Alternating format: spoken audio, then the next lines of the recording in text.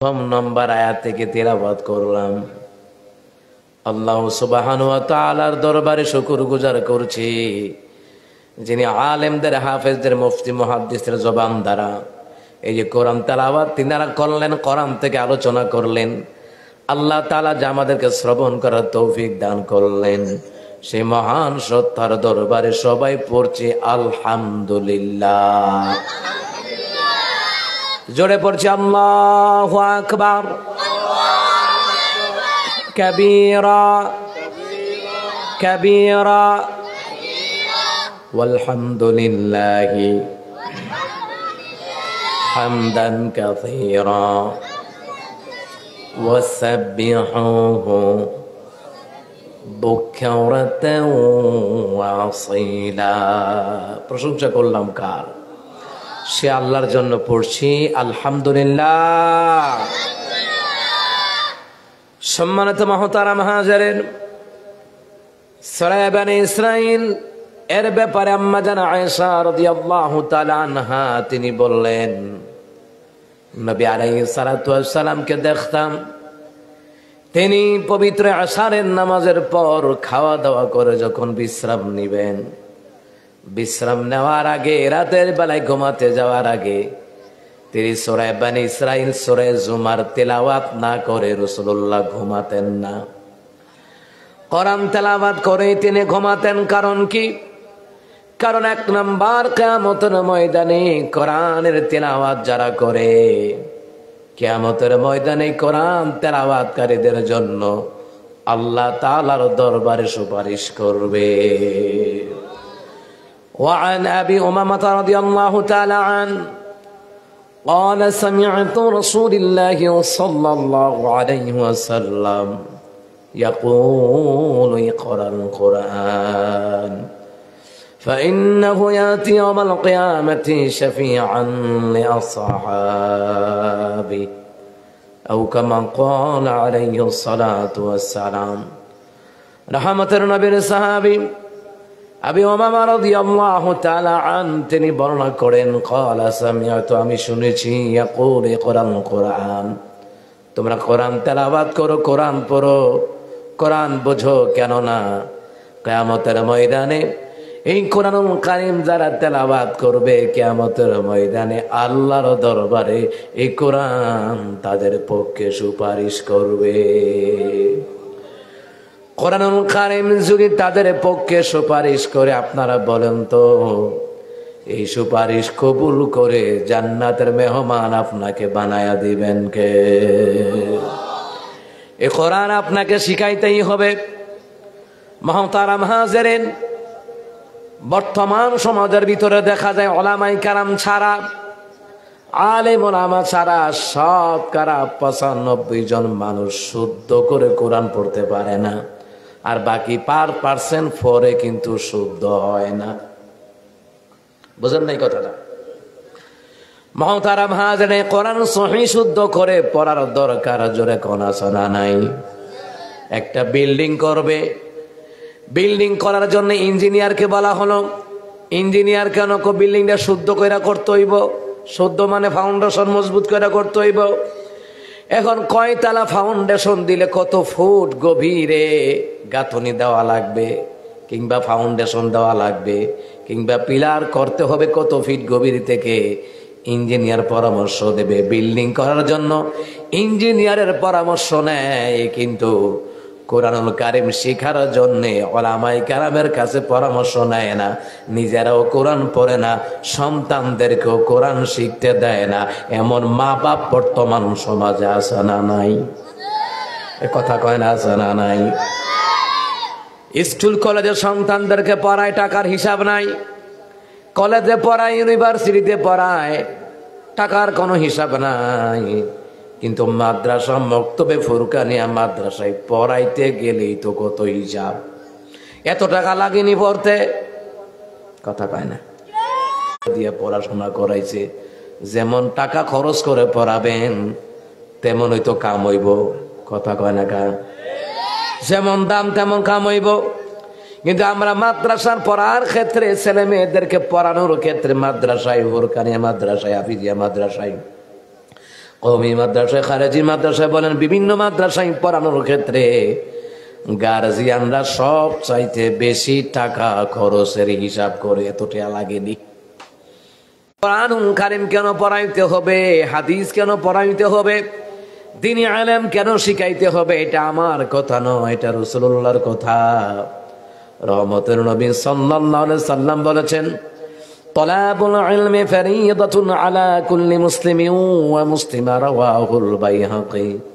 বাইহাকী শরীফের বর্ণনায় প্রত্যেক মুসলমান নর নারীর উপরে দ্বীনি ইলম শিক্ষা গ্রহণ করা ফরজ করে দিলেন কে? আবার রহমতের নবী বললেন, মা নাহালা ওয়ালিদু ওয়ালাদিহি মিন নাহলি আফদালু মিন আদাবিন হাসান, আও কামা ক্বালা আলাইহিস সালাতু ওয়াস সালাম। নবী আলাইহিস সালাতু ওয়াস সালাম তিনি বললেন, ওই সকল পিতামাতা উত্তম পিতামাতা, ওই সকল অভিভাবক উত্তম অভিভাবক, যে অভিভাবক সন্তানদেরকে কোরআন শিক্ষা দেয়, যেই সন্তানদেরকে পিতামাতা আদব শিক্ষা দেয়। আদব শিক্ষা স্কুল কলেজে শেখানো হয় না, বরঞ্চ আদব শিখাবার ফ্যাক্টরি হলো মাদ্রাসা। বাথরুমে ঢুকতে কোন দোয়া, বের হতে কোন দোয়া, জামা কাপড় পরতে কোন হাত দিবেন, বের করতে কোন হাত বের করবেন, পায়জামা পরার সময় কোন পা দিয়ে পায়জামা পরবেন, খোলার সময় কোন পা আগে খুলবেন, খাবারের সময় কোন দোয়া, ঘুমানোর সময় কোন দোয়া, ইসলামের যত নিয়ম নীতি আছে, এটা কি কলেজে নাকি মাদ্রাসায়? কথা কন না কেন? কলেজে নাকি মাদ্রাসায়? এই মাদ্রাসায় শিখাই আপনার সন্তানকে কোরআন শিখাইতেই হবে, হাদিসের বাণী শিখাইতেই হবে। কারণ রহমতের নবী সাল্লাল্লাহু আলাইহি ওয়াসাল্লাম এই কোরআনুল কারীমের জন্য রাসূল কষ্ট করেছেন। তাওহীদের দাওয়াত দিতে গিয়া, রিসালাতের দাওয়াত দিতে গিয়া রহমতের নবী বড় কষ্ট করেছেন। কারণ মুসলমান দ্বীনি ইলম শিক্ষা না থাকলে দিন দিন মানুষগুলা জন্তু জানোয়ার পশুর মতো হয়ে যায়। আপনারা এখানে যারা আছেন বলবেন, হুজুর আমরা তো মাদ্রাসায় পড়ি নাই, কিন্তু আমরা তো জন্তু জানোয়ারও হই নাই। হ্যাঁ, জন্তু জানোয়ার হন নাই, কিন্তু অবশ্যই কোনো আলেমের বয়ান শুনছেন মসজিদে, কোনো আলেমের বয়ান শুনেছেন মাদ্রাসায়, কোন ইমাম খতিবদের বয়ান শুনেছেন, আলেমদের বয়ান মাঠে ময়দান মাহফিলে শুনেছেন। এই শোনার কারণেই কিন্তু আল্লাহ তাআলা আপনার ভিতরে একটা পরিবর্তন দান করেছে। কারণ যারা আপনাদেরকে ওয়াজ করেছেন তারা তো শিখেছেন কোরআনুল কারীমের আলেম, হাদিসের আলেম তারা শিখেছেন। মুহতারাম হাজিরিন, এবার চিন্তা করুন মুসলমান, আমরা শতকরা 95 জন কোরআন পড়তে পারে না, 5% পড়ে তাও অশুদ্ধ হয় আলেম ছাড়া। মুসলমান শুধু কি আলেমরাই কোরআন শিখবে নাকি আমরাও সবরে শিখব? সবাই শিখতে হবে মুসলমান ইমানদারেরা। এই জন্য মুসলমান কোরআন তেলাওয়াত যখন শিখবেন, যখন পড়বেন মজাই লাগবে। আর এই কোরআনুল কারীম যেই ঘরে তিলাওয়াত করা হয় ওই ঘরের মধ্যে রহমত বরকত নাজিল করে দেন কে? মুহতারাম হাজিরিন, নবী আলাইহিস সালাতু ওয়াস সালামের কাছে এই সূরা বনী ইসরাঈল নাজিল করা হলো। মুহতারাম হাজিরিন, সূরা বনী ইসরাঈল যখন থেকে নাজিল করা হলো তখন থেকে রাসূল ইশারের নামাজের পর কিংবা ঘুমাতে যাওয়ার আগে সূরা বনী ইসরাঈল আর সূরা জুমার তেলাওয়াত না করে ঘুমাতেন না। সুবহানাল্লাহ বলবেন না? কিন্তু এখানে আর একটা চমৎকার কথা হলো, জিবরাইল আলাইহিস সালাম যখন সূরা বনী ইসরাঈল নবী আলাইহিস সালামের হিজরতের আগে নিয়ে আসলেন, হিজরতের আগে যেই সূরা নাজিল করা হয় মাক্কি সূরা, হিজরতের পরে যেই সূরা নাজিল করা হয় মাদানী সূরা। ও মুহতারাম হাজিরিন, জিবরাইল আলাইহিস সালাম যখন নবী আলাইহিস সালামকে কোরআন শোনাইতেন, রহমতের নবী মাত্র একবার শুনতেন, আবার রাসূলুল্লাহ পুনরায় আবার জিবরাইলকে শোনাতেন। এই ঘটনাগুটি বেশিরভাগ ঘটতো রাসূল বলেছেন রমাদানুল কারীম মাসে। সুবহানাল্লাহ নাই? মুহতারাম হাজিরিন, রহমতের নবী কি যখন জিবরাইল শোনাইতেন আমার রাসূল শুনতেন, বারবার মুখস্থ করার দরকার হয় নাই। রহমতুন নবী শ্রবণ করা মাত্রই, জিব্রাইলের জবান থেকে শ্রবণ করার মাত্রই রাসূলুল্লাহ সাল্লাল্লাহু আলাইহি সাল্লামের সিনার ভিতরে এই কোরআনুল কারীমটাকে ঢুকায়া দিলেন কে? রহমতুন নবী শুনলেই মুখস্থ হয়ে যেত, কারণ এই সিনাটাকে পবিত্র বানায়া দিছেন কে? বলেন বলেন কে? মুহতারাম হাজিরিন, নবী আলাইহিস সালাতু ওয়াস সালামের ব্যাপারে আল্লাহ তাআলা বলেন, হাবিব আমার, এই কোরআনুল কারীম যদি আমি আল্লাহ পাহাড়ের উপরে নাজিল করতাম, আপনি চেয়ে চেয়ে দেখতেন এই পাহাড় আমি আল্লাহর ভয়ে ফেটে বিদীর্ণ হয়ে যেত। তাহলে বোঝা যায় 30 পারা কোরআনের ইলমের ওহীর লুট নেওয়ার মতন ক্ষমতা পাহাড়ের নাই, আসমানেরও নাই, জমিনেরও নাই। এই কোরআন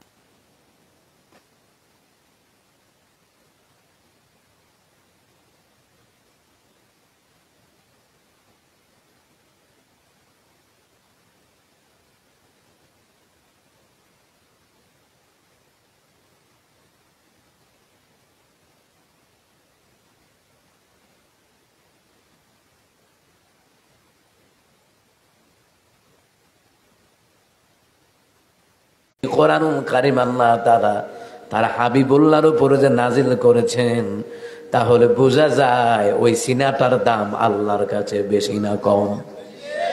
এখানে যারা আলেম আছেন, হাফেজ আছেন, মুফতি মুহাদ্দিস আছেন, যাদের মধ্যে কোরআন হাদিসের ইলম আছে, বলেন তো তাদের এই সিনাটার দাম জোরে কোন আছে না নাই? বেশি না কম?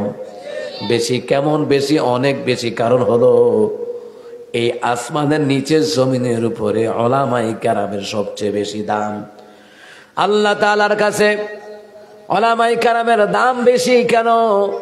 খায়রুকুম মান তাআল্লামাল কুরআন ওয়া আল্লামাহু, তোমাদের মধ্যে ওই ব্যক্তি উত্তম যে নিজে কোরআন শিখে অপরদেরকে শিক্ষা দেয়।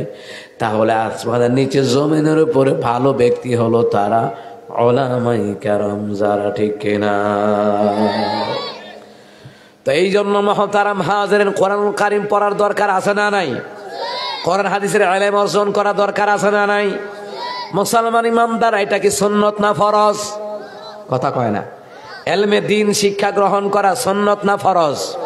ফরজ, এটা করাই লাগবে। আপনি আপনার সন্তানকে ইলমে দ্বীন শিখাবেন, আপনার নাতিরে শিখাবেন, না হয় কিয়ামতের ময়দানে আপনার সন্তান আল্লাহর কাছে আপনার বিরুদ্ধে মামলা দায়ের করবে। এই জন্য যাদের সন্তানগুলো এই মাদ্রাসায় পড়ে, জোরে বলুন তো তাদের দাম আছে না নাই? কেমন দাম? কিয়ামতের ময়দানে ওই আলেম হাফেজদের পিতা মাতার মাথায় আল্লাহ তাআলা নূরের টুপি পরায়া দেবে। টুপির পাওয়ার কত? কই সূর্যের আলো চন্দ্রের আলো পর্যন্ত ওই টুপির পাওয়ারের কাছে, নূরের তাজাল্লির কাছে হার মেনে যাবে। তো আলেম হন, হাফেজ হন, মুফতি মুহাদ্দিস হন, স্কুল কলেজে ভার্সিটিতে পড়া ফরজ নয়, কিন্তু ইলমে দ্বীন শিক্ষা গ্রহণ করা ফরজ। আপনার সন্তানকে স্কুলে পড়ান বাধা নাই, কলেজে পড়ান বাধা নাই, ইউনিভার্সিটিতে পড়ান বাধা নাই, কিন্তু আগে ইলমে দ্বীন শিখাইতে হবে। বলেছেন মুহাম্মদ সাল্লাল্লাহু আলাইহি ওয়াসাল্লাম। এই জন্য আল্লাহ তাআলা আমাদেরকে এই কথাগুলি বোঝার তৌফিক দান করুন। আরো আস্তে কোন আমিন। মুহতারাম হাজিরিন, সূরা বনী ইসরাঈলের প্রথম নম্বর আয়াতে আল্লাহ মেরাজের কথা বললেন।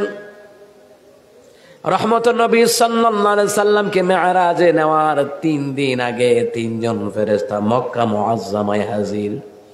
তাফসীর ইবনে কাসিরের মধ্যে লেখে, একজন ফেরেশতা বলে, একজন ফেরেশতা বলতেছে, ইনিকে? বলতেছে হাদা মুহাম্মদ সাল্লাল্লাহু আলাইহি ওয়াসাল্লাম। কয় এই জায়গার মধ্যে সবচেয়ে বড় দামি কে? দ্বিতীয় ফেরেশতা বলল, এই মুহাম্মদ সাল্লাল্লাহু আলাইহি সাল্লাম দামি ব্যক্তি। 3 নাম্বার ফেরেশতা বলো তাকে নিয়ে চলো। এইভাবে করে মেরাজে নেওয়ার 3 দিন আগে এই ঘটনা ঘটলো। যেই দিন রাতে আল্লাহ তাআলা হাবিবুল্লাহর মেরাজে নিবেন, যেই দিন রাতে নিবেন, ওই দিন রাতের বেলায় জিব্রাইল জান্নাত থেকে বোরাক নিয়ে আসলেন। বোরাক, এই বোরাক যে নিয়ে আসলেন কার হুকুমে? আল্লাহ তাআলার হুকুমে বোরাক নিয়ে আসলেন। বোরাক নিয়ে এসে মক্কা মুআজ্জামায় রাখলেন, মক্কা মুআজ্জামায় বাঁধলেন বোরাককে। মুসলমান নবী আলাইহিস সালাম উম্মে হানির ঘরে শুয়ে আছেন, রাহমাতুল নবী উম্মে হানির ঘরে শুয়ে আছেন। এমনি জিবরাইল আলাইহিস সালাতু ওয়াস সালাম তিনি আবার দরজা দিয়ে সরাসরি ঢুকেন নাই, ঢুকলেন সাদ ফাইরা। কি ফেরে? সাদ ফেরে ঢুকলেন। সাদ ফেরে ঢুকলেন। এই ঢোকার কারণ হলো রহমতের নবী যেন বুঝতে পারেন আজকে যে একটা ঘটনা ঘটবে এটা আশ্চর্য ধরনের ঘটনা ঘটবে, এটা স্বাভাবিক ঘটনা নয়, এটাও স্বাভাবিক ঘটনা। জিবরাইল আলাইহিস সালাম ঢুকলেন। নবী আলাইহিস সালাম বললেন, আমি নিদ্রায় ছিলাম, কিন্তু ওই নিদ্রায় নয়, কারণ চক্ষু বন্ধ ছিল। নবীদের চক্ষু ঘুমায় কিন্তু অন্তর ঘুমায় না। চক্ষু ঘুমায়, অন্তর ঘুমায় না। রাহমাতুন নবী বলেন, জিবরাইল আমাকে হাত ধরে নিয়ে গেলেন। হাত ধরে যখন নিয়ে গেলেন জমজম কূপের কিনারায়, জমজম কূপের কিনারায় নেওয়ার পরে আমি দেখতে পেলাম আমার সিনাটাকে চিরে ফেলা হলো। এই জন্যই তো আল্লাহ তাআলা নবী, আমি আল্লাহ তাআলাকে আপনার সিনা সাক করাই নাই, আমি আল্লাহ তাআলাকে আপনার বক্ষ বিদীর্ণ করাই নাই। আল্লাহ প্রশ্ন করছেন, ও মুসলমান, রাহমাতুন নবী বললেন আমার সিনা সাক করানোর জন্য আমার সিনার ভিতরে হাত দেওয়া হলো, সিনাটাকে চিরে ফেলা হলো। আমি দেখতেছি কোন রকম ব্যথা লাগে না। সুবহানাল্লাহ কয় না? কোন রকম ব্যথা লাগে না। নবী আমার ডেকে বলে, জমজমের কিনারায় একটা স্বর্ণের খানসা আনা হলো, স্বর্ণের পাতিলা আনা হলো। ওইটার মধ্যে জমজমের পানি দিয়া আমি রাসূলুল্লাহর সিনা থেকে সব গুণী বের করিয়া ওই পেয়ালার মধ্যে দিয়া দৌত করিয়া আবার পুনরায় আমার দেহের ভিতরে ঢুকিয়ে দিল, সিনার ভিতরে ঢোকায়া দিল। কি দেখলাম? আমার সিনার ভিতরে যখন ঢুকিয়ে দেওয়া হলো আমি দেখতেছি কোন রকম ব্যথা লাগে নাই, আগের মতন জোড়া লাগায়া দিল রে। কোন রকম আমি রাসূলুল্লাহ ব্যথা অনুভব করি নাই।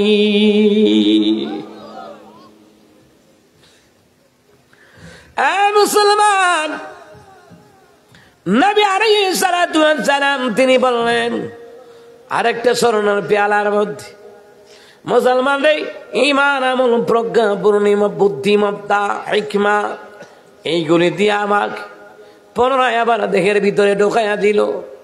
মুসলমান রে, মুসলমান ইমানদারেরা, সিনাসা কমপ্লিট হয়ে গেল। এইবার জিবরাইল কয়, নবী গো, ও রহমতের নবী, এইবার আপনি উযু করেন, কাবা ঘরে ঢুকেন, 2 রাকাত নামাজ আদায় করবেন, কারণ হলো আপনার সফর যেন নিরাপদ হয়। এই জন্য কোথায় যাওয়ার আগে 2 রাকাত নামাজ পড়ে বের হবেন। কোথায় যাওয়ার আগে কয় রাকাত? 2 রাকাত নামাজ আদায় করে বের হবেন। মুসলমান রে, নামাজ আদায় করলে বরকত কি? সবর অবস্থায় যাবেন। মুসলমান রে, নামাজ পড়ে বের হইনে গন্তব্যস্থানে যাওয়ার আগ পর্যন্ত আল্লাহ তাআলা আপনাকে হেফাজত করে পৌঁছাবে। আমার আল্লাহ আপনাকে বিপদ আপদ থেকে আমার আল্লাহ সাহায্য করবে। 2 রাকাত নামাজ আদায় করার পরে জিবরাইল ডেকে বলে, নবী গো, হাদা বরাক। বরাকের উপর উঠে রহমতের নবী বরাকে উঠলেন। মুসলমান রে, বরাকের মধ্যে উঠার পরে কেউ কেউ বর্ণনা করেন বরাক একটু নড়াচড়া করছে। জিবরাইল ডেকে বলে, বরাক রে, নড়াচড়া করবি না, বেয়াদবি করবি না। এ বরাক, তুই জানো শুনি ইনি হলেন সরদার কায়নাত মুহাম্মদুর রাসূলুল্লাহ সাল্লাল্লাহু আলাইহি ওয়াসাল্লাম। উনি তোর উপর আরোহণ করবে রে বরাক। এই পৃথিবীর জমিনে আল্লাহ তাআলার শ্রেষ্ঠ পয়গম্বর তোর উপরে আরোহণ করবে, সাবধান, বেয়াদবি করিস না। ওই বুরাক লজ্জায় মাথা অবনত করে ফেললো। বুরাকের পশমের ঘোড়ায় ঘোড়ায় ঘাম বের হয়ে গেল। সুবহানাল্লাহ। মুসলমান ইমানদারেরা, এইবার জিব্রাইল ডেকে বলে নবী গো বুরাকের উপরে উঠবেন। এখানে আরেকটা বর্ণনায় পাওয়া যায় জিব্রাইল ডেকে বলে, এই একটা বর্ণনায় পাওয়া যায় বুরাক ডেকে বলে আল্লাহ তাআলা আমার জবানটুকু খুলে দাও। জবান খুলে গেল, রহমতের নবীর সালাম দিল। এবার সালাম দেওয়ার পরে বুরাক ডেকে বলে ইয়া রাসূলুল্লাহ, নবী গো আমি বেয়াদবি করার জন্য নড়াচড়া করি নাই। ওগো রাসূলুল্লাহ একটা আবদার আপনার কাছে। বলে কি আবদার? কয় কিয়ামতের ময়দানে আমি বুরাককে ছাড়া অন্য কোন ধরনের মিকাইল, সামনে জিব্রাইল। সুবহানাল্লাহ কয় না? জিব্রাইল সামনে কেন? ড্রাইভার সামনেই বসতে হয়, ঠিক না? আপনাদের এলাকার ড্রাইভার কি পিছনে বয় না সামনে? আর ড্রাইভার যদি পিছনে বয় গাড়ি কই যাইব? কোথায় যাইব? খালে যাইব। মুসলমান জিব্রাইল কি দিয়া আল্লাহ তাআলা তার হাবিবুল্লাহর সফরটা শুরু করাইলেন সিদরাতুল মুনতাহা পর্যন্ত। কারণ কি? আল্লাহ তো পারতেন আজরাইল কি দিয়া পারতেন, ইসরাফিল কে দিয়া পারতেন, মিকাইল কে দিয়া পারতেন, কিন্তু আল্লাহ তাআলা বাইতুল্লাহ থেকে সিদরাতুল মুনতাহা পর্যন্ত সাথে জিব্রাইল ছিল। কেন রে মুসলমান?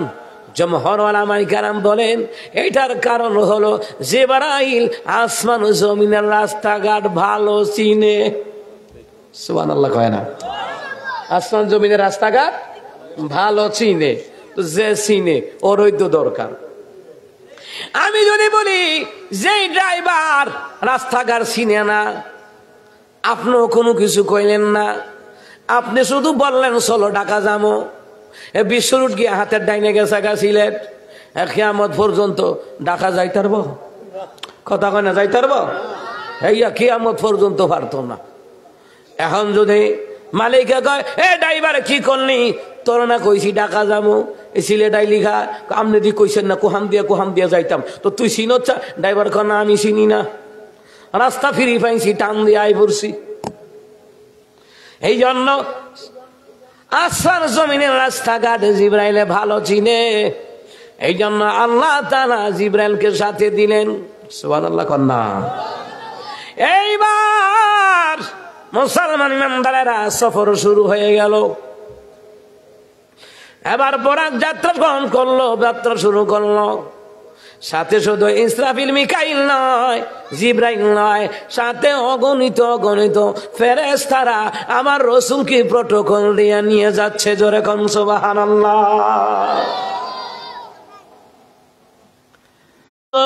এইটা ছিল শয়তান। কেন রে জিব্রাইল এই শয়তান আমার দিকে আগুনের পাথর নিক্ষেপ করে কেন? এবার জিব্রাইলকে নবী গো আপনি তো একটা ভালো কাজে যাইতেছেন, এই শয়তানের সহ্য হয় না, এই জন্য আগুনের পাথর নিক্ষেপ করে করে আপনার ভালো কাজে শুধু বাধা দেয় না, শয়তানের উত্তরসূরি যারা এই দেশে আছে এরাও অত ভালো কাজে বাধা দেয়। আছে না নাই? ভালো কাজে বাধা দেবেন না, আছে না নাই? কয়দিন আগে আমি গেলাম, গত 17 তারিখ গেলাম নরসিংদীর প্রোগ্রামে। মুসলমান রে 16 তারিখ রাতের বেলায়, 16 তারিখ রাতের বেলায় দ্বারা মারামারি কুবাকুবির দ্বারা আল্লাহ তাআলা কিয়ামতকে নিকটবর্তী করবে। রাসূল বলেছেন কিয়ামতের পূর্বে ফিতনা বেড়ে যাবে। কথা কয় না? কি বেড়ে যাবে? ফিতনা বেড়ে যাবে। কেমন ফিতনা? ফিতনা কেমন? কয় মাহফিল কইরা কি লাভ, দোকানে বইয়া বইয়া কয়। মাদ্রাসা কইরা কি লাভ, দোকানে বইয়া বইয়া কয়। মসজিদ কইরা কি লাভ, দোকানে বইয়া বইয়া কয়। যে বেড়া এই কথা কয় ও মেহবারের হাতের দিকে ছায়া দেখি, ডাইন হাতে বিড়ি খায়, বাম হাতে চা খায়। এ মুসলমানে বেড়া কয় মাহফিল কইরা কি লাভ, মাদ্রাসা কইরা কি লাভ, মসজিদ কইরা কি লাভ? যারা এই কথা কয় গিয়া দেখেন ওইটা শয়তানের খালাতো ভাই। কারণ গিয়া দেখেন ও তলে তলে সুদ খায়, গাঞ্জা খায়, মদ খায়, ইয়াবা খায়, বাইরের জায়গা বোনের জায়গা দখল করে খায়। খবর নিয়ে দেখেন 2 নম্বর লোক। কথা কয় না? যারা শয়তানের উত্তরসূরি তাদের কাছে ভালো কাজ মজা লাগে না, ঠিক কিনা কাম? যারা শয়তানের উত্তরসূরি এদের কাছে কি ভালো কাজ মজা লাগে? কথা কয় না? মজা লাগে? মজা লাগে না। এ মুসলমান ইমানদারেরা ভালো করে গান লাগান, বেশি রাত্র করবো না, 12টার সময় মাহফিল শেষ। মুসলমান ইমানদারেরা ভালো করে গান লাগান। এই শয়তান, দুনিয়ার জমিনে শয়তান, এখন প্রকাশ্য শয়তানও আছে, আছে না নাই? প্রকাশ্য শয়তান কারা? মাহফিলে বাধা দেয় যারা। প্রকাশ্য শয়তান কারা? বিয়ার মধ্যে গান বাজনা করে যারা। প্রকাশ্য শয়তান কারা? কনসার্ট গান বাজনা করে যারা। প্রকাশ্য শয়তান কারা? সুন্নতে খতমার অনুষ্ঠানে গান বাজনা ডেক সেটে বাজাই যারা। ঠিক কিনা? এই মুসলমান, আজকে দেখলাম, ভালো করে শোনেন, আজকে ফেসবুক সোশ্যাল মিডিয়ার মধ্যে দেখলাম অনেক আমাদের কওমি অঙ্গনের আলেমরা প্রতিবাদ করতেছে। কুয়াকাটায় আমাদের অনেক আলেমরা প্রতিবাদ করতেছে। আমি বলবো মুসলমান, বিএনপি, জামাত, হেফাজত, যত দল আছে ভালো করে কান লাগান রে মুসলমান।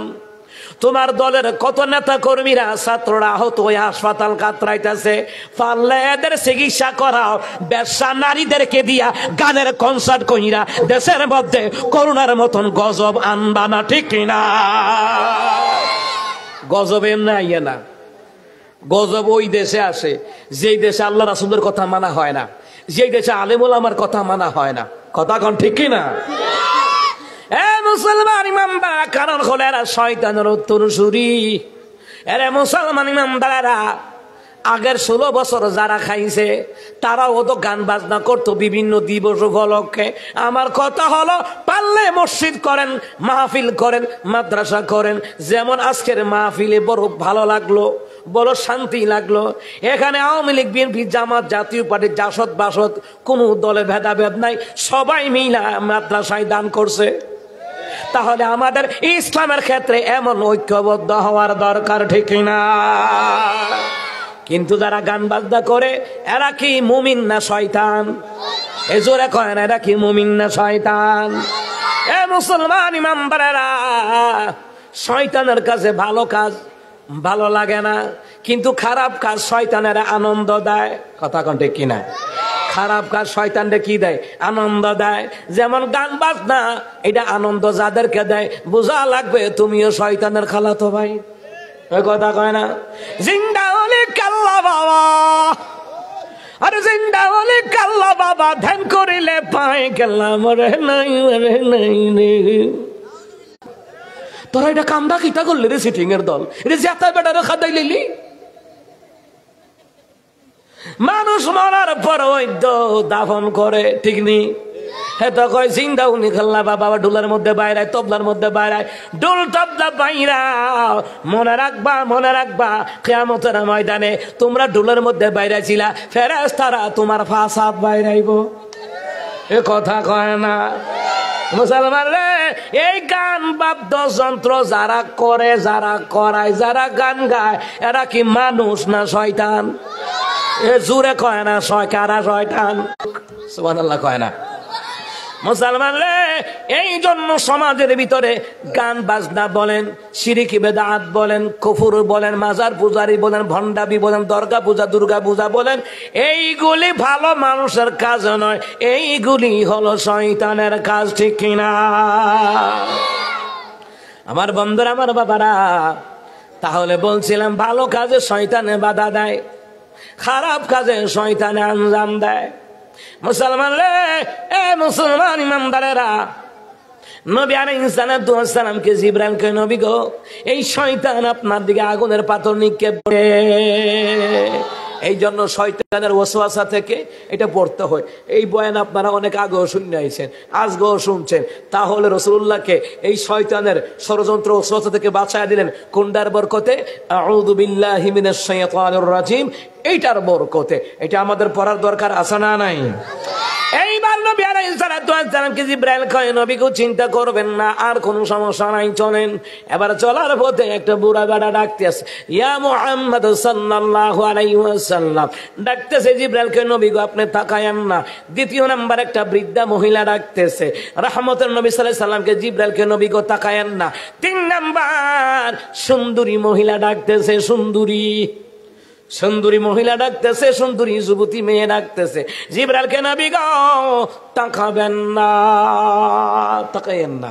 মুসলমান ইমামদারেরা এইবার এমন একটা জায়গায় অতিক্রম করলেন, যাওয়ার পরে রে এইবার জিবরাইল আলাইহিস সালাম বলেন, হে বুরাক, বুরাক রে থাম, এই জায়গায় থামো। বুরাক থামলেন। থামার পরে এবার জিবরাইলকে নবী গো এই জায়গায় 2 রাকাত নামাজ আদায় করেন। সুবহানাল্লাহ পড়েন।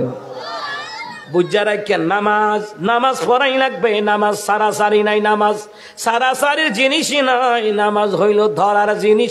কতদিন পর্যন্ত? মৃত্যুর আগ পর্যন্ত, ঠিক না? কেমন করে ঘুমাও তুমি, কেমন করে ঘুমাও তুমি, ফজর করে কাজা, এমন তো হতে পারে জোহরে জানাজা তোমার, এমন তো হতে পারে জোহরে জানাজা। মুসলিম হয় না জন্ম নিলে মুসলমানের ঘরে, এমন তো হতে পারে জোহরে জানাজা, ঠিক কিনা বলেন? আমার বন্ধুরা, আমার বাবারা, নামাজ কমপ্লিট করার পরে জিবরাইল বলে, নবী গো জানেননি এটা কোন জায়গা? নবী জানেননি এটা কোন জায়গা? রহমতের নবী গো আমি জানি না। জিবরাইলকে নবী গো এই জায়গার নাম হলো ইয়াসরিব। নবী গো এই জায়গায় আপনি 2 রাকাত নামাজ আদায় করেছেন গো নবীজি। আর নবী এই মক্কা একদিন আপনার উপর আক্রমণ করবে, আপনার বংশের লোকেরা, আপনার গোষ্ঠীর লোকেরা আপনার মক্কায় থাকতে দিবে না। নবী গো মক্কা থেকে হিজরত করিয়া আপনি ইয়াসরিব নামক জায়গায় আসবেন। আর ইয়াসরিব নামক জায়গায় আসবেন, এই জায়গাটারে আপনার কদম মুবারক দ্বারা আমার আল্লাহ তাআলা পবিত্র বানায় দেবে। এই জায়গার নাম ইয়াসরিব থাকবে না, ওই জায়গার নাম হবে মদিনাতুত তাইয়্যিবা, পবিত্র শহর। সুবহানাল্লাহ কোন।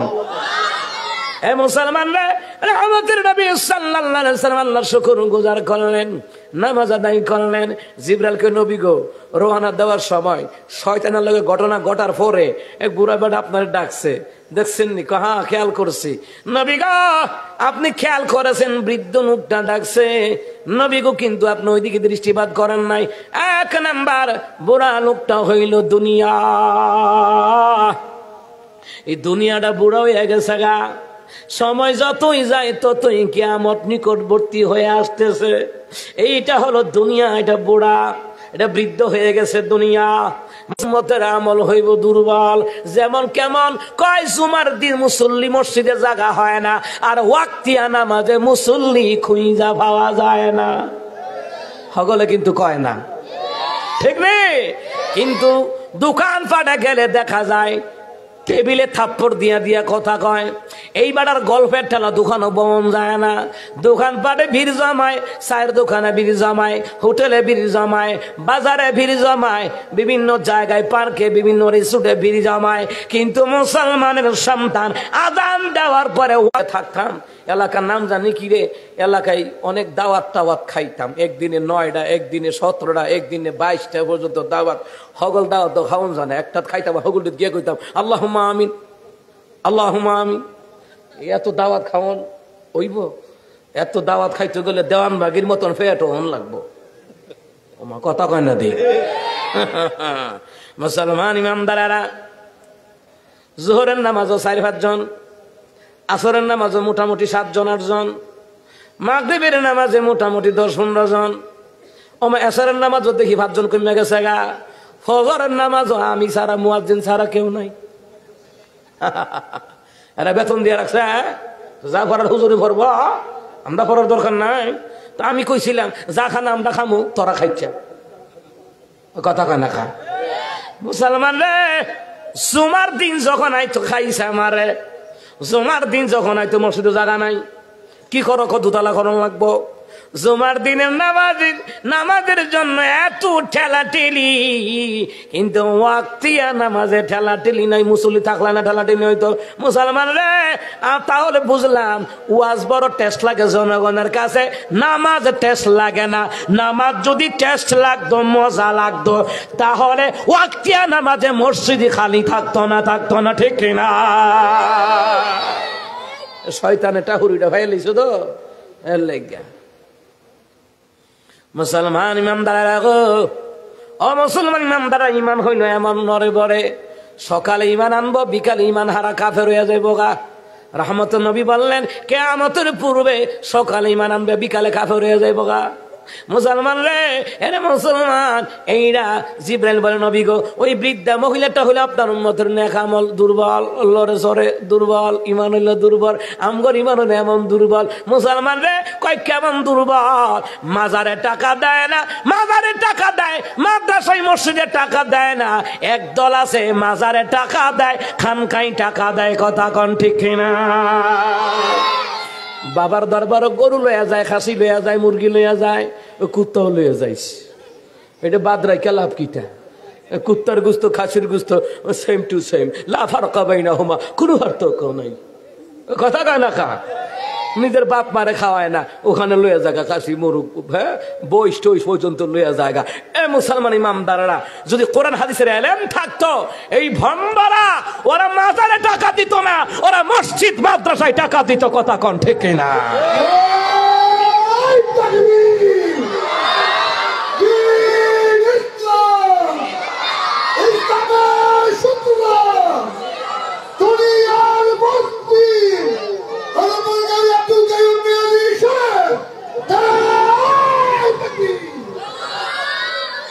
মুসলমান ইমানদারেরা আমিন কন। এতে যেই জোরে তকবীর দিছে, সেই জোরে কিন্তু আপনারা তকবীরের উত্তর দেন নাই, ঠিক নেই? শুধু এই ছাত্রগুলা দিছে। মুসলমান ইমানদারেরা, যাই হোক আমার বাবারা ভাইরা, এখন কোরআন সুন্নাহর ইলম থাকলে না ইমান শক্ত হইতো। মুতালেব হোসেন সালেহী আপনারা দেখছেন, সুন্নি থেকে তিনি কওমি অঙ্গনে আসছে। কেন আসছে?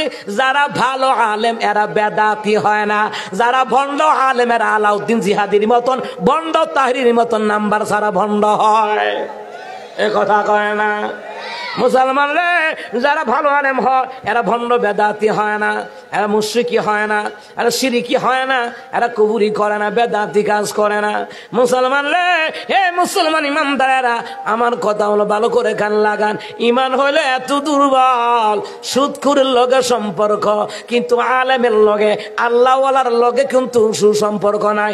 বরং আলেমদেরকে শত্রু মনে করে। হুজুরের সুদের বিরুদ্ধে কয়েকা, ঘুষের বিরুদ্ধে কয়েকা, দুর্নীতির বিরুদ্ধে কয়েকা। মুসলমান রে, বর্তমান সমাজে কিছু মানুষ সুদখোরের লগে তাল মেলায়।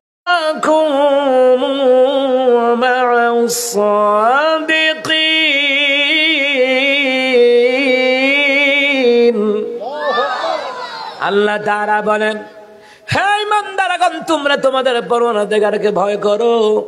সত্যবাদীদের সঙ্গে আসা যাওয়া করা লাগবে, তাদের কাছ থেকে সহবত নেওয়া লাগবে। কথা কন ঠিক না?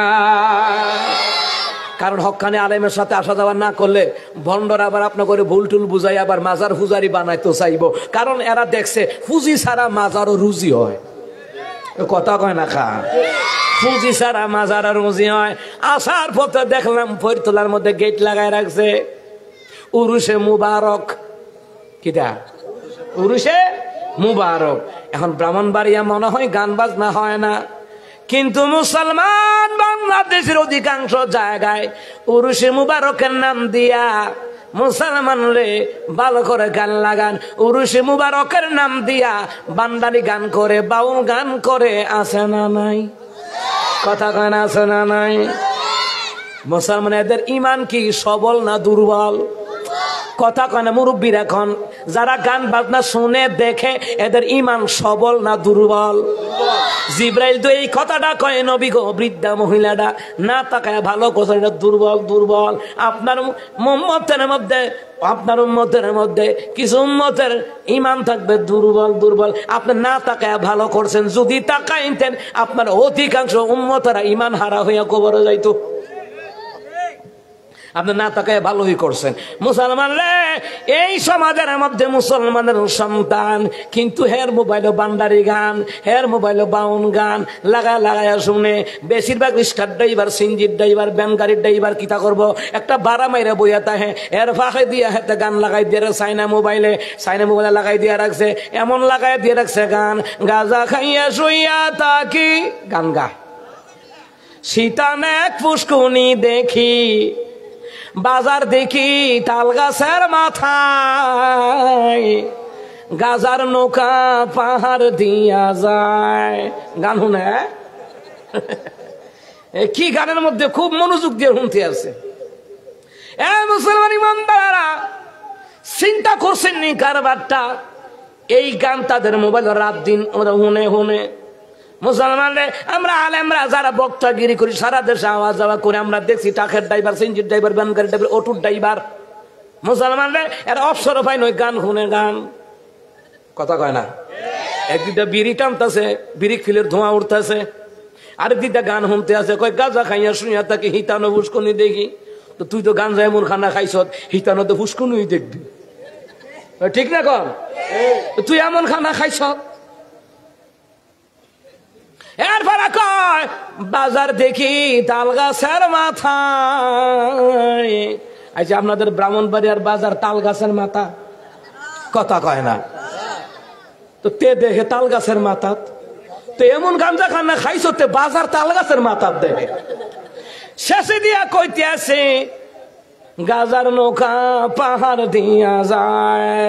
হায় বাপরে বাপ, সুর লাগাইছে আবার। এরা তো আবার একতারা দুতারা ঢুল তবলা সারা গান গাইতারে না। কথা কয় না? কয়দিন আগে শরীফে এক মাহফিলও গেছে, তো ফুলাফানা তো দেখে লাইছে, আমরা বাউনবাড়ের ফুলাফান, আখাউড়া কসবার ফুলাফান দেখে লাইছে নি। দেখে কো ভাই সাহেব একটা গানও টান দেন না। হ্যাঁ বেটা, কো ঢুল তবলা আছে নি? কো নাই। কো ঢুল তবলা না চাললে আমার জুস উঠতো না, আমার সুরও আইতো না। তাহলে বোঝা যায় এই দেশের মধ্যে যারা ভান্ডারি গান, বাউল গান গায়, হিরো আলমের মতন গান গায়, খালি গলা যদি গান গাইতো কুত্তাও শুনতো না।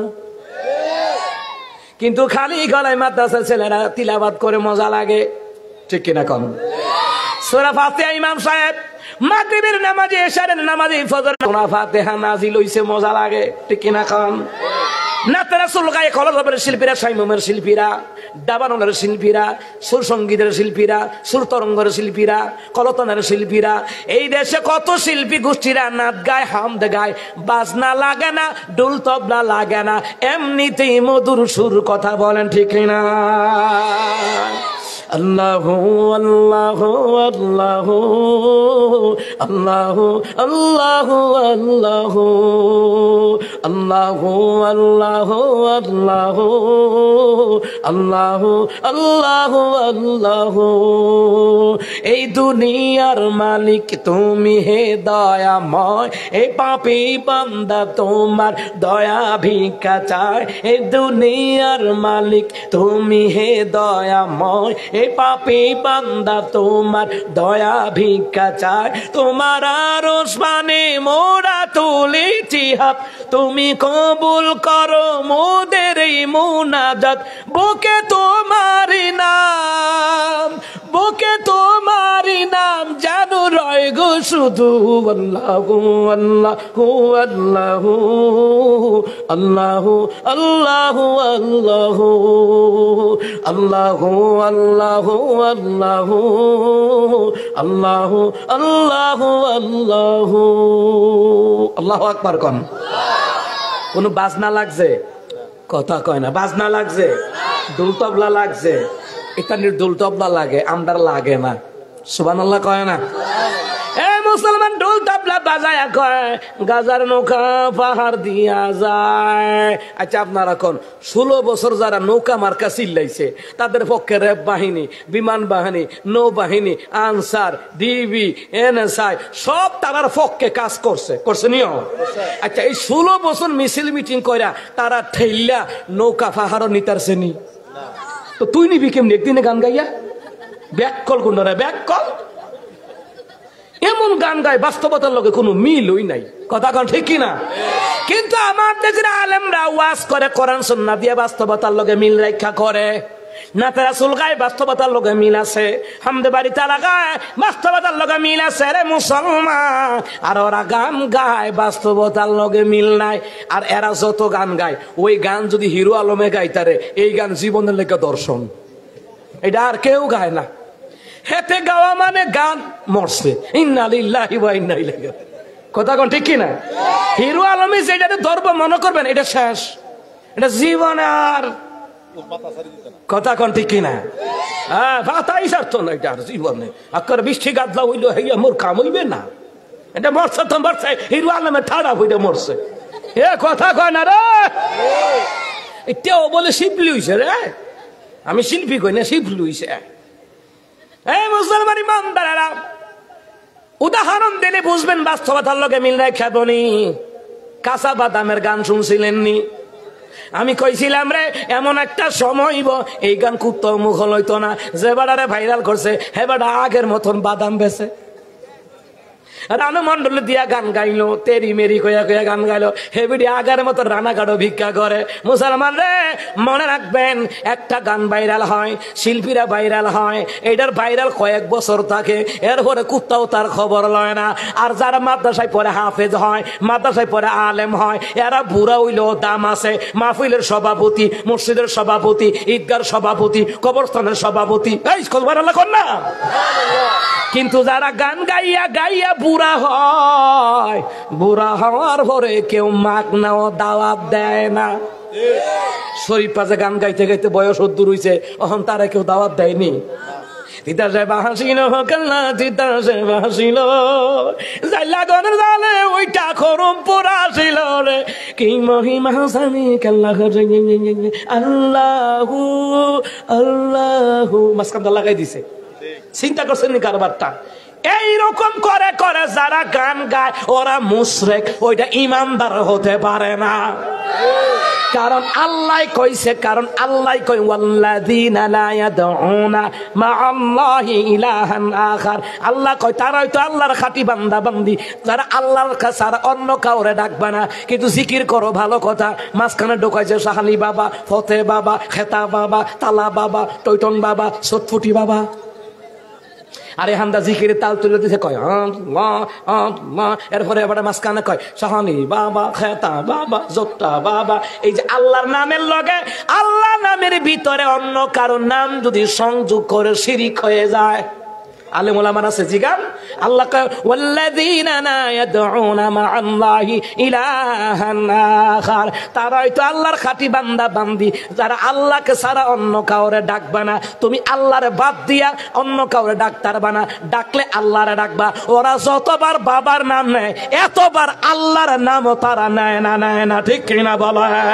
ভালো কথা। যেমন নামাজের পরে জিকির করো সুবহানাল্লাহ 33 বার, আলহামদুলিল্লাহ 33 বার, আল্লাহু আকবার 34 বার পড়ো না। এরপরে 36 জিকির আছে, সুবহানাল্লাহ 100 বার, আলহামদুলিল্লাহ 100 বার, কথা কয় না, আল্লাহু আকবার 100 বার, দুরুদ 100 বার, এরপরে ইস্তিগফার 100 বার, কথা কয় না কা? মুসলমান রে এইগুলা হক্কানি আলেমের কাছে নসিহত পাইবেন। হক্কানি আলেমের কাছে গেলে এইভাবে আপনাদেরকে তবিয়ত শিখায়া দেবে, তালিম দিয়া দেবে। কিন্তু এদের কাছে গেলে বাবার নাম শিখাইয়া ছাইরা দিব, কথা কয় না কা? এই যে গাইল তিতাসে বাসিল, খেললাম তিতাসে বাসিল, ঠিক না? এরপরে কইলে শেষে কি মহিমা জানে কেল্লা। আরে মহিমা কি কেল্লাই জানে না, আল্লাহ জানে। কার ঘরে ছেলে হইব না মেয়ে হইব জানেন কে? মহিমা কার? আসমানের আল্লাহ খুঁড়ি। এইগুলি হলো শয়তানের দল। কি দল? কথা কয় না কি দল? এ কথা কয় না কি দল? এদের ইমান কি সবল না দুর্বল? জোরে কয় না, এদের ইমান কি সবল না দুর্বল? এই শরীফে সারা বছর গান গাইলো, এখন কেউ দাওয়াত দেয় না। যৌবনে ভাড়া পড়ছে, সুরের মধ্যে ভাড়া পড়ছে, ঠিক নিয়ম। হ্যাঁ হ্যাঁ, এরা তো গাঞ্জা খানা ছাড়া আবার থাকতারে না, গাঞ্জা খায় আঞ্জা দিয়া, এরা গাঞ্জা খানা থাকতারে না। যত শিল্পীরা আছে ওরা কয় গাঞ্জা মদ না খাইলে কণ্ঠ ঠিক থাকে না। এর লাগে মাঝে মধ্যে ঢুল তবলা বাইরে থেকে উল্টে একটি যেতে হয়ে যায়। মুসলমান ইমানদারেরা, এটা সুন্দর, এইটা হলো দুনিয়ার চাকচিক্যময় সৌন্দর্য। আপনি না তাকায়া ভালো করছেন। নবী গো, আপনি যদি ওই যুবতীর সুন্দরী মহিলার দিকে একবার তাকাইতেন, আপনার অধিকাংশ উম্মতারা দুনিয়ায় মায়ায় পয়রা ইমান হারা হয়ে যাইতো। রাসূল সাল্লাল্লাহু আলাইহি ওয়াসাল্লাম না তাকাইয়া ওই অবস্থা মেলা করতে বইয়াতে 1 মাস ধরে, 15 দিন ধরে, 3 মাস ধরে মেলা করতে বইয়া বইয়া বেডা বেডি।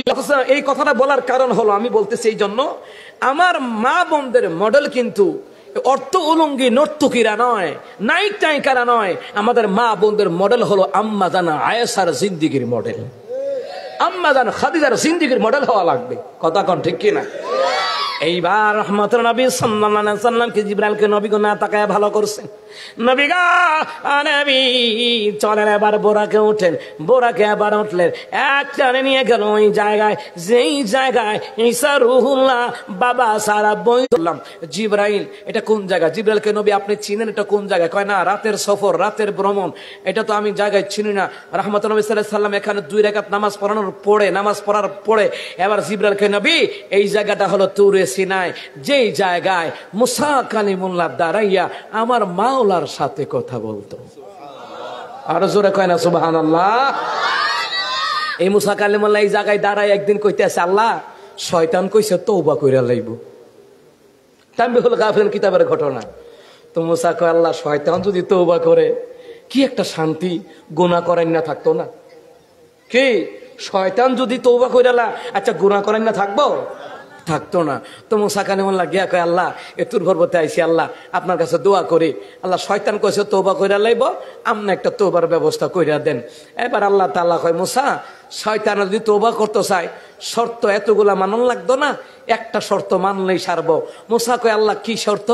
কয়, এই শয়তানরে কইবা এই শয়তান যেন আদম নবীর কবর দুনিয়াতে আছে, ওই আদম নবীর কবর যদি সেজদা দেয় তার তওবা আমি কবুল করে লাইয়াম। মুসা কালিমুল্লাহ কই, এটা ব্যাপার হইল? তো মুসা কালিমুল্লাহ তুর পর্বতে আইতে আছে, সামনে শয়তানে খাড়া, হুজুর খবর কি? ওনারে সাজদা দিছো না, উনি তো দুনিয়াতে ওনার কবর আছে, ওনারে গিয়ে সাজদা দিবা। শয়তান ওইটা কই, হেডই দইল, আগের টই দইল, যেটা জান্নাত তো দিছি না সেজদা, এখানে দুনিয়াতে দেম কিতাম, জিয়াতা থাকতে দিছি না, আর উনি দুনিয়াতে নাই। মুসা কালিমুল্লাহ করে, মুসার মাথাকে সাকা গরম হইয়া, বেড়া তোর লেগে বেটা আল্লাহর কাছে মুখটা ভরাই আইছি, বেটা তোর লেগে সুপারিশ করে আছি, আর তুই তুই মানতে পারতি না। মুসা রাগান্বিত হইয়েন না, আপনার কয়েকটা বুদ্ধি, কয়েকটা সুসংবাদ দেয়া যায়। কি সংবাদ? সুসংবাদ। কেমন? হুজুর 2-3 জায়গায় আমারে ফাইবেন। 2-3 জায়গায় পাইছে। কেমনে? তো বিস্তারিত ব্যাখ্যা। কেমনে? এখানটা বেডিরে বউরে ফুসলা, তুই মাগনা বিয়া বুঝত নাকি? 5 লাখ টাকা দিয়ে বুঝ, খাটিও তোর বাপের, সোফা সেট তোর বাপের, ডাইনিং টেবিল, ড্রেসিং টেবিল, আলমারি, এরপরে কত ডিনার সেট, সবই তোর বাপের। তুই কি মাগনা বুঝত নাকি? তোর কি দাম না কম নাকি? হ্যাঁ, তোর বাপের পরে তার দাফট কম নাকি? সারা তো যাইব নাকি তারে? বেডি কহ ঠিক হইতো রে, কহ ঠিক হইতো। হেতে মারছে বউ নাক মারা বল ঘুষি, এক ঘুষিয়ে ব্রাহ্মণবাড়িয়া সদর হাসপাতাল। এর পরে মামলা মোকদ্দমা হইয়া মায়ের বাপে কয়, আমার মায়ের নাকের বদনা ফাটাই লাইছে, আমার মায়ের তার বাইক খাওয়াইতাম না। কি তো এমন ঘটনা হয় না? ফুলার বাপে যুদ্ধ যখন লাগে, কাফের মুশরিক মুসলমানদের বিরুদ্ধে যুদ্ধ লাগেনি? আপনি দেখবেন মুসলমানরা যারা যুদ্ধ করতে আইয়া ফিরা জায়গা, যে ফিরা জায়গা বুঝা রাখেন, তারা আমি ওই ফিরাইয়া বাইত পাঠাইছি। কেমনে? তারে বুদ্ধি দিয়া দে রে, ফাও তুই গিয়ে মরবে কীর্তি, এলাকাত কত কোন দৈত্য আছে, মরলে গিয়ে মরুক, তুই মরবে কীর্তি, তোর বর্জভূত আছে, তোর বিল্ডিং আছে, সোফা সেট আছে, এসি আছে, কত সুন্দর ডিনার সেট মিন আছে, ঝগড়ির মধ্যে বইয়া হুদবি, খাইবি, খাটার মধ্যে ঘুমাইবি বেটা, তুষুকের মধ্যে ঘুমাইবি বেটা, শীতের কম্বল মোড়া দিয়ে হইতে থাকবি বেটা, তুই আন্তাতে মরবি, তো মরতে যাবি কীর্তি, বাঁচলে যুদ্ধ করতে পারবি, তুই যা ইচ্ছা এইতাম রে যাক। শয়তানে মুসা কালিমুল্লাহ রাখে, হুজুর তখন বুঝছেন যে যুদ্ধের ময়দান তো ফিরা জায়গা, তারা আমি ফাটাইছি ভাইছি। এলাকায় এলাকায় ঝগড়া লাগে, গ্রামে গ্রামে ঝগড়া লাগেনি? এবার আসে আমরা বাউন্ডারি তো লাগে, কথা কয় না। আগে আমরা বাউন্ডারি তারা মাইছে খারাপ কই, তখন গর্ব করে কয় ইন্ডিয়ার লোকে লাগতো হইলে বাউন্ডারির দরকার, হে কথা কয় না। এই যে কয়দিন দেখছেন না, এরা কইছে যে ফেনী, কুমিল্লা, নোয়াখালী, লক্ষ্মীপুর, চট্টগ্রাম দখল করবো বাউন্ডারি আগরতলার বর্ডারের লগে, এটা কইছে না ডরে, কথা কয় না। এটা কইছে না কি রে ডর, এইখানে জানে যে ব্রাউনবাড়িয়া দিয়ে শুরু করলে আর ব্রাউনবাড়ি তার একটা বললাম টেটা লইয়া যদি শুরু করে না, গিটার বক্স লইয়া ইন্ডিয়া ফিরে যাইতারতি না, কথা কয় না। সেটা নিয়ে যাইতারব। আরে যারা 10টার লেগে নিজেরা ছাড় দেয় না, আর দেশ নিতে এলে বুঝি ছেড়ে দিব, আরে কথা কয় না। তো মুসা কালিমুল্লাহ কইতাছে শয়তানে, হুজুর দুই পক্ষের ঝগড়াটা এটা আমি লাগাই। কয় কেমনে? প্রথম দক্ষিণ ফাড়া যাই, গিয়া কয় তোমরা এলাকার দাফরটা কি কম নাকি, টেহা পয়সা, এবার তোমরা বংশের মধ্যে বিদেশি, ইটালি, আমেরিকান, জাপানি কম আছে নাকি বেটা, কয়েকটা ফালাই দেয় মামলা পাইলে ভাই আমার কি। তো দক্ষিণ ফাড়া তারা কহ ঠিক হইত। এবার শয়তান যায় উত্তর ফাড়া, গিয়া তারা রেখো ও তোমরা কি দাফরটা কম নাকি মিয়া, এতটা বছর ধরে দেখেছি তোমরা ব্যবসা ছাড়ার চোখের সামনে কেউ আতুল্লা কথা কইতেছে না, তে আবার আগ্গইয়া একটা বললাম টেটা লই আগ্গইয়া আইন, এটা কোনো কথা, ফালাই দেখো একটা। তখন তারা উত্তেজিত হয়ে যায়, দুই দল টান টান উত্তেজনায়, আবার মার্ডার মামলা মোকদ্দমা আছে না নাই। শয়তানকে হুজুর এটি আমি লাগাই। কে লাগায়? কথা কয় না, কে লাগায়?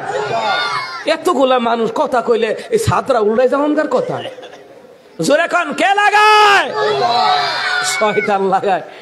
তোর জিবরাইল কইতাছে হুজুর যে মুসা কালিমুল্লাহ তুর পর্বত দাঁড়াইয়া বিভিন্ন রকমের তথ্য সংগ্রহ করতেন, আল্লাহর সাথে কথা বলতেন, ও গো রহমতের নবী, এটা হচ্ছে এই তুরে সিনাই, এই জায়গায় আপনি 2 রাকাত নামাজ আদায় করেছেন। সুবহানাল্লাহ পড়েন। এইবার জিবরাইল বলল বোরাকে উঠলাম, বোরাকে উঠিয়া একটানে লইয়া গেল বাইতুল মুকাদ্দাসের সামনে, বাইতুল মুকাদ্দাস। ওখানে নেওয়ার পরে রে শুনতেছি অসংখ্য মানুষের আওয়াজ, অসংখ্য মানুষের ধ্বনি শুনতেছি, পায়ের ধ্বনি শুনতে পাচ্ছি। আমি বললাম জিবরাইল রে, জিবরাইল বাইতুল মুকাদ্দাসের ভিতরে, বাইতুল মাকদিস বলা হয় হাদিসের মধ্যে, এই বাইতুল মুকাদ্দাসের ভিতরে কারা? কেন বিগো আপনি মেরাজে যাবেন, আপনাকে সংবর্ধনা জানায়া দেওয়ার জন্য অগণিত পয়গম্বর বাইতুল মুকাদ্দাসে হাজির হয়ে গেছে। মুসলমান জিবরাইল কই নবী গো এই নেন হাদা বোরাক, এই নেন বোরাকটারে বাঁধেন। কোথায় বাঁধবো? নবী কই একটা ওয়াল ছিল, ওয়ালের একটা ছিদ্র ছিল, ইটের মধ্যে ফেসাইয়া এই বোরাকের ইটটারে ফেসাইয়া এই বুটটারে রশি বাঁধা ইটটারে ফাঁকার মধ্যে ঢুকাইয়া দিছে। বোরাক কি যাইব গা? না বাদলো বোরাক যাবে না। কারণ হলো সমস্ত নবীর সুন্নত পালন হিসাবে আমার রাসূল বোরাকটার ওখানে বাদ দেন। সমস্ত নবীরা বাইতুল মুকাদ্দাসের সামনে তাদের বাহনটাকেও বাদ দেন। সুবহানাল্লাহ বলনা। এবার নবী বলেন জিবরাইল আমারে নিয়ে গেল ভিতরে। মুসলমান রে, মুসলমান ইমানদারেরা, বক্তৃতা দেওয়ার পরে এইবার আদম আলাইহিস সালাম কয়, ও সমস্ত নবীগণ শোনেন, এই মুহাম্মদ সাল্লাল্লাহু আলাইহি সাল্লামকে আল্লাহ কেন শ্রেষ্ঠ নবী বানাইছে? ওনার বক্তৃতার দ্বারা বোঝা যায় আল্লাহ তাআলা ওনারে কেন শ্রেষ্ঠ পয়গম্বর বানিয়েছে। জোরে কন্না সুবহানাল্লাহ। মুসলমান রে, মুসলমান ইমানদারেরা ভালো করে খান লাগান। এইবার বক্তৃতা কমপ্লিট হওয়ার পরে সমস্ত নবীরা বাইরে আসছে।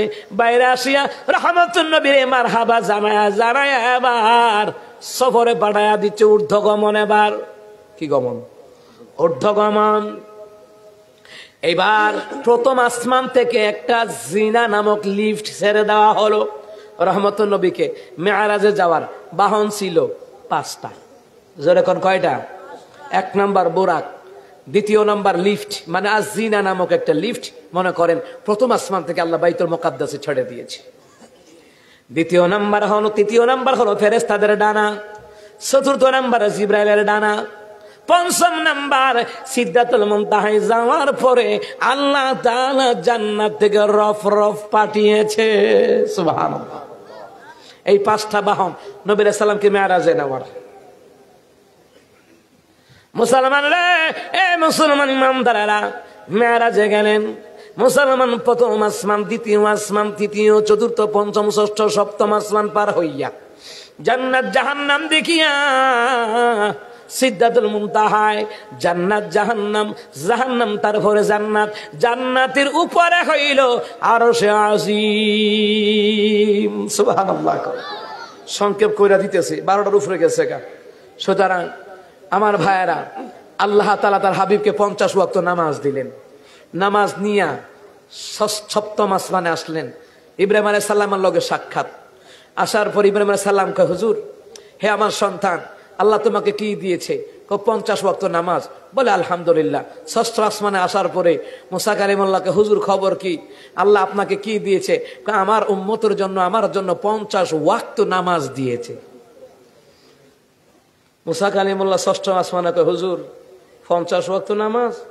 আমার উম্মতেরা 2 ওয়াক্তই পড়তে পারে নাই। আর আপনার উম্মতেরা 50 ওয়াক্ত নামাজ পড়বো কুম্বালা, কাম করবো কুম্বালা, খাইবো কুম্বালা, গোসল করবো কুম্বালা, ঘুমাইবো কুম্বালা, অফিস আদালত করবো কুম্বালা, এটি কোন সময় করবো? হুজুর আপনি যান। রাহমাতুন নবী আবার রফরফে সাওয়ার হয়ে আবার ফিরে গেছেন। আবার ফিরে যাওয়ার পরে কয়, আল্লাহ নামাজ বেশি হয়ে গেছে। কে বলছে? কয় আমার ভাই মুসা কালিমুল্লাহ বলছে। সুবহানাল্লাহ বলতেন না? 5 কমায় দিলেন। কত? তাফসীর ইবনে কাসিরের মধ্যে লিখে 5 কমায় দেওয়ার পরে 45। এইভাবে মুসা কালিমুল্লাহর মাধ্যমে আল্লাহ তাআলা তার রাসূলকে আরশ আজিমে নেওয়াইছে 9 বার। প্রথম গেছে 1 বার, এই হইল 10 বার। একই রাতে আল্লাহর সাথে আমার নবীর পরপর মেরাজ দিদার হয়েছে 10 বার। সুবহানাল্লাহ বলবেন না? মুসলমান ইমানদারেরা গো, মেরাজ থেকে রহমতের নবী 45 ওয়াক্ত নামাজ শেষ, 5 ওয়াক্ত দিল। মুসা কালিমুল্লাহ ষষ্ঠ আসমানে কয়, হুজুর কত? কয় 5। আবার যান। রহমতুল নবী কয়, আমি আর যাব না। 1 নাম্বার তিনি বললেন, আমার লজ্জা লাগে। দ্বিতীয় নাম্বার, আমি যদি আবার যাই নামাজেই থাকতো না। তৃতীয় নাম্বার, নামাজ আমার আল্লাহ হাদিয়া দিছে, তো আমার উম্মতের হাদিয়াই থাকে না। আমি চাই না আমার উম্মতের কাছে হাদিয়া ছাড়া যাইতে। সুবহানাল্লাহ কন্যা। এই 5 ওয়াক্ত নামাজ নিয়ে রহমতুল নবী আসলেন। এইখানে প্রথম আসমানের ঘটনা আছে, দ্বিতীয়, তৃতীয়, পঞ্চম, ষষ্ঠ, সপ্তম আসমানের ঘটনা আছে। ওইগুলা ঘটনা একদিনে বলা সম্ভব না।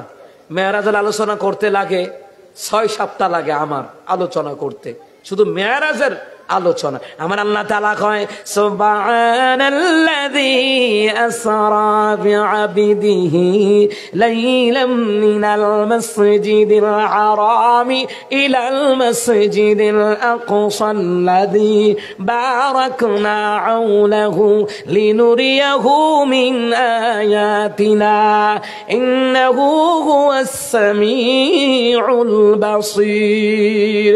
আল্লাহ কয়, পবিত্র মহান সত্তা তিনি, যিনি তার বান্দাকে রাতের কিছু অংশে বাইতুল্লাহ থেকে বাইতুল মুকাদ্দাস নিয়ে গেছেন। সুবহানাল্লাহ বলেন। যাহার চতুর্পাশ আল্লাহ তাআলা বরকতপূর্ণ করে দিয়েছেন। আল্লাহ তাআলা তার হাবিবুল্লাহকে মেরাজে নেওয়ার কারণ হলো আল্লাহ পাকের অসংখ্য নিদর্শন আছে। ওই নিদর্শনগুলি দেখাবার জন্য আমার আল্লাহ তাআলা তার হাবিবুল্লাহর মেরাজে নিয়ে গেছেন। সুবহানাল্লাহ।